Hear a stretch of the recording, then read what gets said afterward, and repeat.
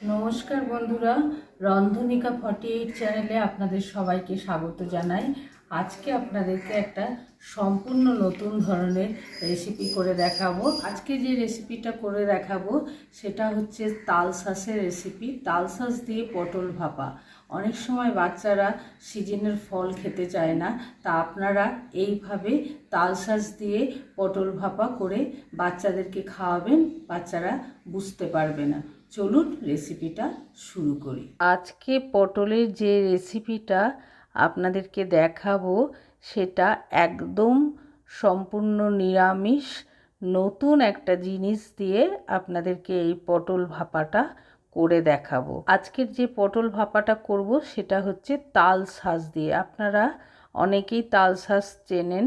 এই তাল শাঁস দিয়ে আপনাদের পটল ভাপাটা করে দেখাবো। তাল শাঁসটা বাজারে বিক্রি হচ্ছিল, কিনে নিয়ে এসেছি। এইভাবে ছাড়িয়ে নিয়ে এসেছি। ওপরের একটা ছাল আছে, সেই ছালটা প্রথমে চাকুর সাহায্যে আস্তে আস্তে এইভাবে ছাড়িয়ে নেব। ছাড়ানোর পর ঠিক এই রকম হবে। এইভাবে আমি এখানে 4টে তাল শাঁস ছাড়িয়ে নেব। আপনাদের দেখিয়ে দিলাম, দেখুন 4 পিস তাল শাঁস এইভাবে ছাড়িয়ে নিয়েছি। নিয়ে একটা মিক্সি জার নিয়ে নিলাম, তার ভেতরে এই তাল শাঁসগুলো দিয়ে দেবো। আর 3টে কাঁচা লঙ্কা দিয়ে ঢাকা লাগিয়ে একটা পেস্ট করে নেব। পেস্টটা হয়ে গেছে, আপনাদের চামচে করে দেখিয়ে দিলাম। এই রকম মিহি পেস্ট তৈরি হবে। পেস্টটা করে রেখে দিলাম। আর অন্যদিকে ফ্রাই প্যানটা চাপিয়ে দিয়ে একটু গরম করে নেওয়ার পরে তেল দিয়ে দিলাম। তেলটা দেওয়া হয়ে গেলে পটলগুলো আস্তে আস্তে দিয়ে দেব। পটলগুলো দেওয়া হয়ে গেলে নেড়ে নিতে হবে। নেড়ে নিয়ে মিডিয়াম টু লো ফ্লেমে ঢাকা লাগিয়ে পটলগুলো কিছুক্ষণ ভেজে নেব। কিছুক্ষণ ভাজার পর আবার ঢাকাটা খুলে নিলাম, নিয়ে আবার একবার মাঝখানে পটলটা নেড়ে দিতে হবে। নেড়ে দিয়ে ঢাকা লাগিয়ে এইভাবে কিছুটা লাল করে ভেজে নেব। তারপর স্বাদ অনুসারে লবণ দিয়ে দেবো। লবণ দেওয়া হয়ে গেলে হলুদ দিয়ে দেবো। হলুদ দিয়ে নেড়ে নিতে হবে। নেড়ে নিয়ে আবার ঢাকা লাগিয়ে মিডিয়াম টু লো ফ্লেমে আবার পটলটা কিছুক্ষণ ভাজতে দেবো। ভাজতে দিয়ে আমরা যে তাল শাঁসের পেস্টটা তৈরি করেছিলাম সেটা একটা বাটিতে ঢেলে রাখবো। খুন্তির সাহায্যে পুরো তাল শাঁসটা একটা বাটিতে ঢেলে রেখে দিলাম। কত সুন্দর মিহি একটা পেস্ট হয়ে গেছে, আপনারা দেখে নিশ্চয়ই বুঝতে পাচ্ছেন। এইবার পুরো তাল শাঁসটা একটা বাটিতে রেখে দিয়ে ভাপাটা করার জন্যে আরও একটু মশলা পেস্ট করতে হবে। সেই মশলাটা আমরা তৈরি করে নিই।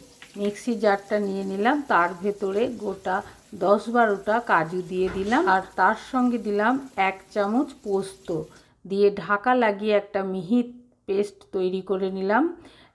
পেস্টটা, কাজু পোস্তের পেস্টটা ওই তাল শাঁস পেস্টের মধ্যে দিয়ে এইভাবে মিশিয়ে নিতে হবে। মিশিয়ে নিয়ে কিছুক্ষণ ফেটিয়ে নিতে হবে। আপনাদেরকে দেখিয়ে দিলাম। ফেটিয়ে নিয়ে সাইড করে রেখে দিলাম। অন্যদিকে পটলটা ভাজা হয়ে গেছে।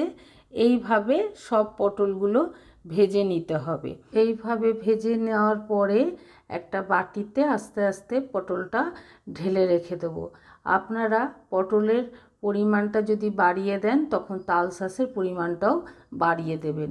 পটলটা ভেজে একটা বাটিতে ঢেলে রেখে দিলাম। ঢেলে রেখে দিয়ে তাল শাঁস পেস্ট আর কাজু পেস্টটা যে ফেটিয়ে রেখেছিলাম তার ভেতরে স্বাদ অনুসারে লবণ দিয়ে দিলাম, আর দিলাম কাশ্মীরি লঙ্কার গুঁড়ো।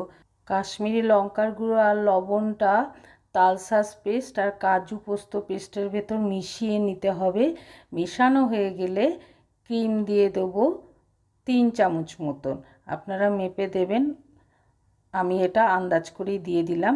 আর একটু চিনি দেবো, 1 চামচ মতন চিনি দেবো। এই পটল ভাপাটা একটু মিষ্টি মিষ্টি, একটু ঝাল ঝাল হবে। এবার মিষ্টির পরিমাণটা আপনারা ইচ্ছা করলে কমিয়ে দেবেন। দিয়ে ভালো করে মিশিয়ে নিলাম। মেশানো হয়ে গেলে একটা টিফিন বাটি নিয়ে তার ভেতরে ভাজা পটলগুলো দিয়ে দেবো। দিয়ে যেই পেস্টটা রেডি করে রেখেছিলাম সেই পেস্টটা টিফিন বাটির ভেতর ঢেলে দিতে হবে। ঢেলে দিয়ে ওপর থেকে কয়েকটা কাজু ছড়িয়ে দিলাম। আপনারা ইচ্ছা করলে নাও দিতে পারেন, এটা ভালো লাগবে বলে আমি দিলাম।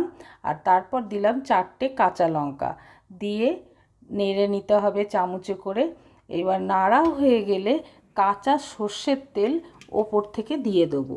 সর্ষের তেল দেওয়া হয়ে গেলে চামচে করে সর্ষের তেলটা মিশিয়ে নেব।